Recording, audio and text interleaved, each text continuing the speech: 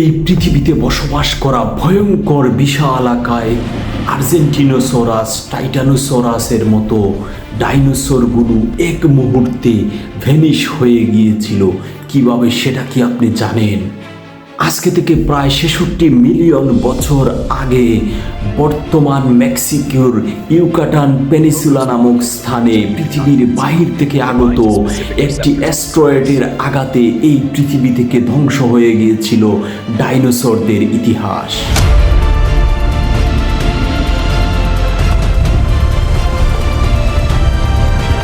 দর্শক, সেই ভয়ঙ্কর দিনের গল্প আমি আমার আজকের ভিডিওতে তুলে ধরব। আশা করি আপনাদের ভালো লাগবে।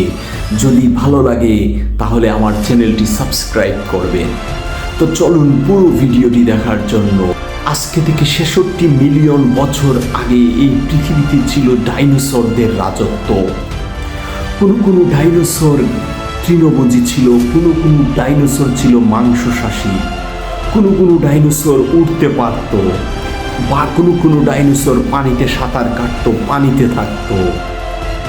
সে সময়কার এক সকালে পৃথিবীর বাহির থেকে একটি অ্যাস্ট্রয়েড, যেটির দৈর্ঘ্য ছিল প্রায় 10 কিলোমিটার এবং প্রতি সেকেন্ডের গতি ছিল প্রায় 20 কিলোমিটার, আস্তে আস্তে পৃথিবীর দিকে ধেয়ে আসতে থাকে এবং একটা সময় বর্তমান মেক্সিকোর ইউকাটান পেনিসুলা নামক স্থানে আঘাত করে। আঘাতের সময় যে বিস্ফোরণের সৃষ্টি হয় সেটি প্রায় 100টি পরমাণু বোমার বিস্ফোরণের সমান।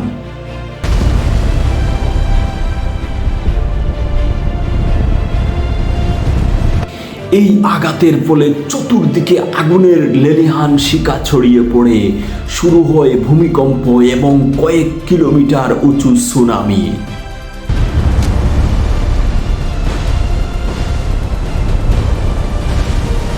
কিন্তু তখনও আসল বিপর্যয় শুরু হয়নি।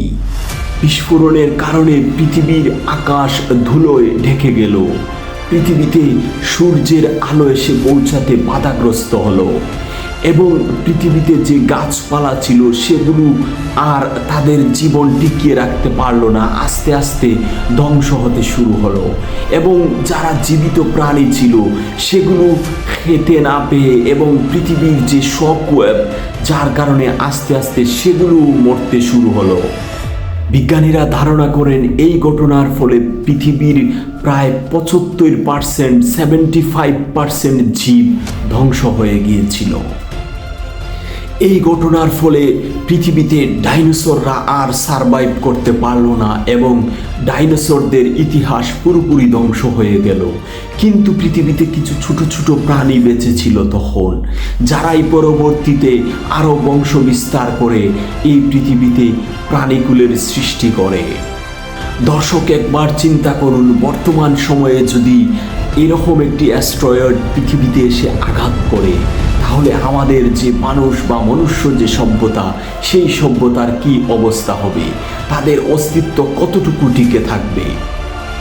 তাই বিজ্ঞানীরা চেষ্টা করছেন যে পৃথিবীর বাইরে মানুষের জন্য একটি আবাসস্থল তৈরি করার, যেখানে মানুষ বসবাস করতে পারবে।